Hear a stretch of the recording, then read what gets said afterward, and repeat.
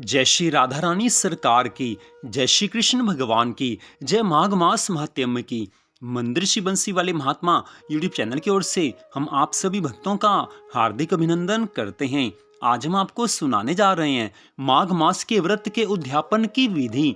तो जैसा कि आप सभी जानते हैं कि माघ मास का पावन महीना चल रहा है और कुछ ही दिन बाकी शेष रह गए हैं माघ मास की समाप्ति में। इस वर्ष माघ मास की पूर्णिमा तिथि 16 फरवरी दिन बुधवार को है। माघ पूर्णिमा इस वर्ष 16 फरवरी दिन बुधवार को है। तो माघ मास की पूर्णिमा तिथि का जो शुभ मुहूर्त है वो हम आपको यहाँ पर बता रहे हैं।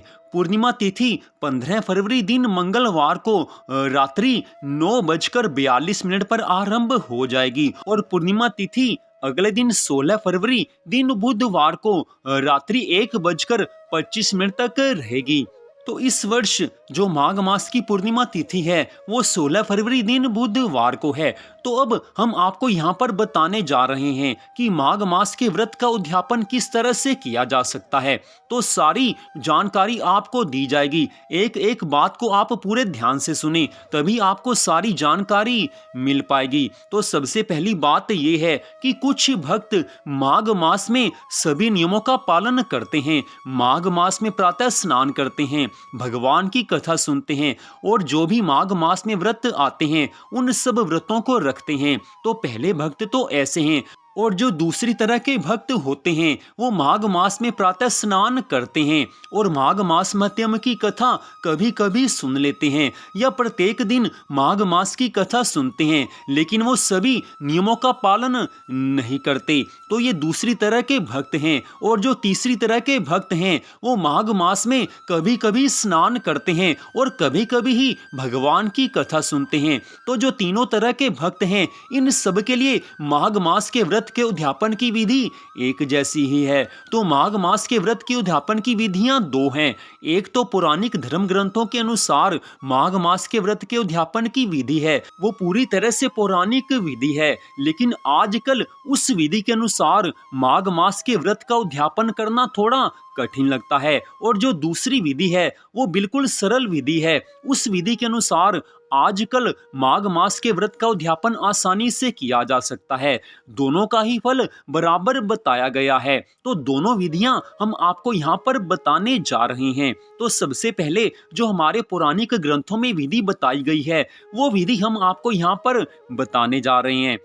तो कोई भी भक्त हो माघ मास में किसी भी नियम का पालन किया हो या ना किया हो, सब माघ मास के व्रत के उद्यापन की इस विधि का पालन कर सकते हैं। ये विधि इस प्रकार है। जिन भक्तों ने माघ मास की पूर्णिमा तिथि को माघ मास के व्रत का उद्यापन करना हो तो माघ मास की पूर्णिमा तिथि को गंगा, यमुना, सरस्वती के संगम में या किसी भी पवित्र नदी में स्नान करके पवित्र होकर उसके पश्चात बाकी कार्य करने चाहिए। लेकिन अगर किसी नदी में स्नान करने के लिए घर से बाहर ना जाया जा सके तो आप घर में भी स्नान कर सकते हैं। घर में स्नान के जल में थोड़ा सा गंगा जल मिला लीजिए और अगर गंगा जल भी घर पे ना हो तो नहाने के समय गंगा, यमुना, सरस्वती जी को याद कर लेना चाहिए, प्रयागराज जी को याद कर लेना चाहिए। इससे भी गंगा स्नान का फल मिलता है। स्नान करने के पश्चात तीर्थ स्थान में या घर में ही एक मंडप बनाकर उसमें श्री हरि विष्णु भगवान जी की स्थापना करें।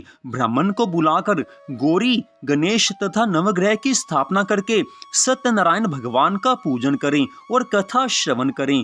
तत्पश्चात एक वेदी बनाकर वेदी के पश्चिम भाग में बैठकर तिल, चावल, जौ, गुग्गल तथा घी का हवन करें। तदुपरांत ब्राह्मणों का वरण करें। बाद में सर्वतोभद्र चक्र बनाकर ब्रह्मा आदि देवताओं का पूजन करके वहां कलश के ऊपर स्वर्ण की मां लक्ष्मी और श्री हरि विष्णु भगवान जी की मूर्ति की स्थापना करें।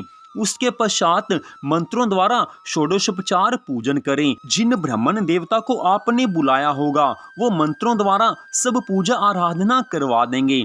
इसके पश्चात पलंग के साथ 5 वस्त्रों को तथा ब्राह्मण को लोटा, धोती, अंगोछा, छाता, खड़ाऊं, आसन, माला, जनेऊ जोड़ा अथवा स्वर्ण मुद्रा, तिल आदि का दान करें तथा गोदान करके विसर्जन करें।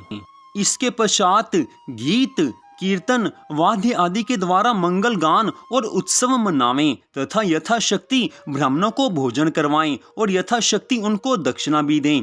माघ मास के व्रत के उद्यापन की विधि में भगवान के नामों का संकीर्तन और नृत्य ये सारा कुछ बहुत शुभ माना जाता है। संकीर्तन भक्ति वैसे भी भगवान श्री राधा कृष्ण जी को अति प्रिय है, श्री हरि विष्णु भगवान जी को अति प्रिय है। तो इस तरह से माघ मास के व्रत का उद्यापन करना चाहिए। और उसके पश्चात जो दूसरी विधि हम आपको यहाँ पर बताने जा रहे हैं वो हर कोई मनुष्य सरलता से कर सकता है।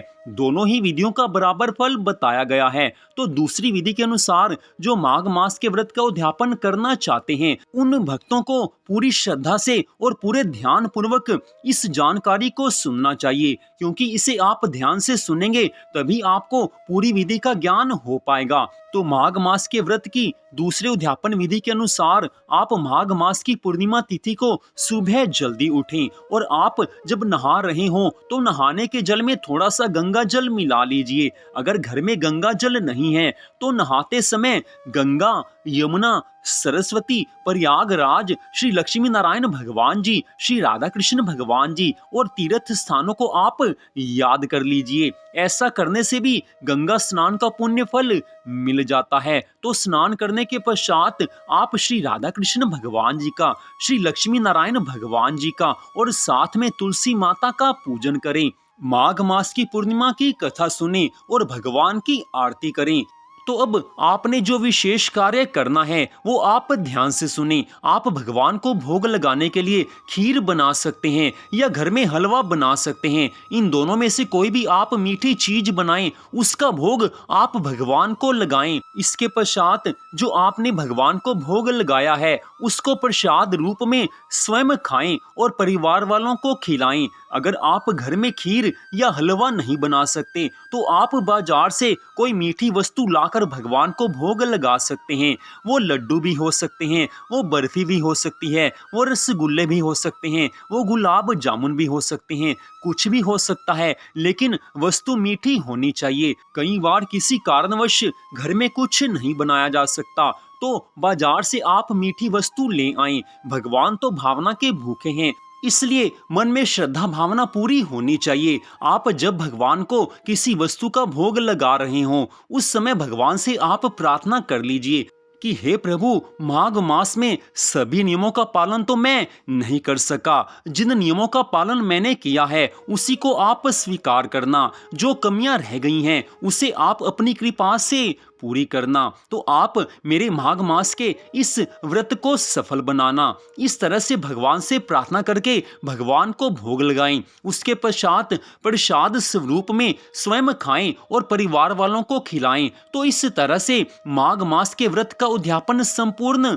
हो जाता है। और साथ में यहाँ पर बताया गया है कि जो मनुष्य माघ मास में इस महात्म्य की कथा को पढ़ता या सुनता है तथा उपरोक्त रीति से माघ मास के व्रत का उद्यापन करता है तो माघ मास के व्रत और उसके उद्यापन से उसके कुल के 7 जन्मों के किए हुए संपूर्ण पाप एक क्षण में नष्ट हो जाते हैं। उस मनुष्य को सुख, संपत्ति, संतान और सौभाग्य प्राप्त होते हैं तथा उसकी सभी मनोकामनाएं भगवान की कृपा से पूरी हो जाती हैं। तो इस प्रकार माघ मास के व्रत के उद्यापन की 2 विधियों को हमने यहाँ पर आपको बताया है। पहली विधि थोड़ी कठिन है लेकिन दूसरी विधि सरल है। आप दूसरी विधि के अनुसार माघ मास के व्रत का उद्यापन करें, पूरा फल आपको मिलेगा ही मिलेगा। तो मंदिर श्री बंसी वाले महात्मा यूट्यूब चैनल की ओर से आज की इस कथा को सुनने के लिए आप सबका हार्दिक धन्यवाद। भगवान श्री राधा कृष्ण जी की माघ मास महात्म्य की अनंत कृपा सदा आप सब पर, आपके परिवार पर बनी रहे। इसी मंगल कामना के साथ जय श्री राधा रानी सरकार की, जय श्री कृष्ण भगवान की, जय माघ मास महात्म्य की, जय माघ मास पूर्णिमा तिथि की। जय जय श्री राधे, जय जय श्री राधे, जय जय श्री राधे श्याम।